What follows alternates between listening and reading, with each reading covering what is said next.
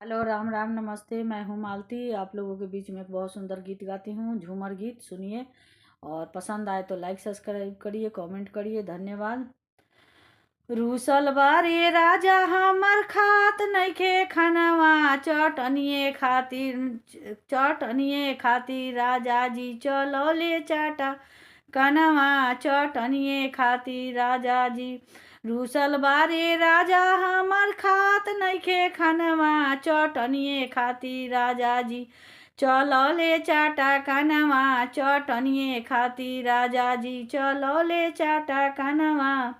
कौन उपाय करके राजा के मनाई, कौन उपाय करके राजा के मनाई, कौन कौन खाना हम बना के खियाई, कौन कौन खाना हम बना के खियाई।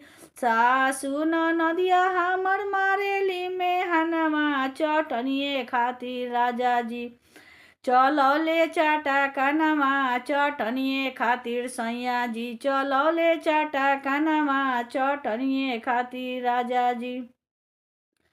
कहेलन राजा हमसे दिलावा के बतिया, कहेलन राजा हमसे दिलावा के बतिया, कवने सवतिया उनकर मार ले मतिया, कवने सवतिया उनकर मार ले मतिया। मारे खातिर ढूंढत बारे कवनो बहानवा, चटनिए खातिर सैया जी चलौले चाटा कनवा, चटनिए खातिर राजा जी चलौले चाटा कनवा।